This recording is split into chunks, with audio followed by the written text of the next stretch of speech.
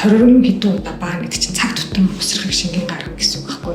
Тэгээ огж буулж сүулдэ төсөөрөө шар өнгөтэй үйлч шингэнгүү болоод тэгж буулждаг. Тэгээ нэг настай хүүхэд тэгж их буулж хөлгөнгөт бүр ингээд хамгийн гэрцсэн юм даалтаад ингээд шалбайгаа бүр үнэхээр хэцүү байдалд орчдөг. Тийм тохиолдолд эмнэлэгт хэвтэж энэ хэмжээс өөр аргагүй болдог. Хөнгөн гайгүй байх юм бол гэрээр явуулаа зөвлөгөөгөөд орох хянаад ингээд явдаг. Ротавирусын халдвар нь болохоор 6 сараас дээшээ тэгээ 2 хүртэлх настайханд хамгийн хүнд явагддаг гидсний хамгийн түгээмэл халдвар байхгүй бага насны хүүхдэд хамгийн эхлээд бүүлжилт алууралтаар эхэлдэг. Их огуулж бүүлжижсэн дараа нь гүйлгэж эхэлдэг. Тэгээ баас нь айгүй өрмөц маш ийм их хүн хурц үнэртэй бисрахыг гүйлгдэг. Тэгээ хүүхэд өөрөө айгүй цочромдохой тайван ус уйлгнаа. 3-аас дээш удаа бүүлжиж хүүхэд өөрөө суйлтаад тэгээ амархан ингээд ядардаг. Ээж амар бас тэр үед юу хөө мэдэхгүй шууд бүүлжилтийн эсрэг юм өдрөөгөө хэрэглээд эсвэл баасын зогсоох юм ч гэдэм үү тийм юмуд хэрэглээд өгдөг. Эсвэл антибиотик уулгацдаг ч юм уу. Тархинд хөдөлсөн байна гэж өөр тийшээ барайч тавж аваад өөр гидсний хоолны хордлого болцсон байна гэж дураараа юм мэдч өгөөд тэр нь байдлыг улам хөндрүүлээд өгдөг. Юм идэх мөрөн сонирхол маш их буурчдаг.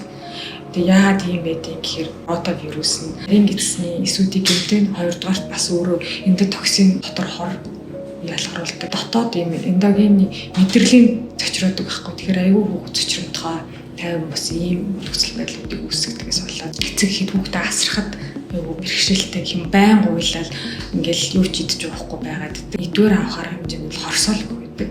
Хүүхдтэй шингэн сэлбэгт авсны бас бол тэрийг багаар уулгана. Тэгэхгүй ингээд нэг дор хангаж сангаж ингээл амар хэр уучих юм бол буцаага бүүлж гаргацдаг. Ходоод болоо булчин суларсан байдаг болохоор тийм бүүлж гаргацдаг.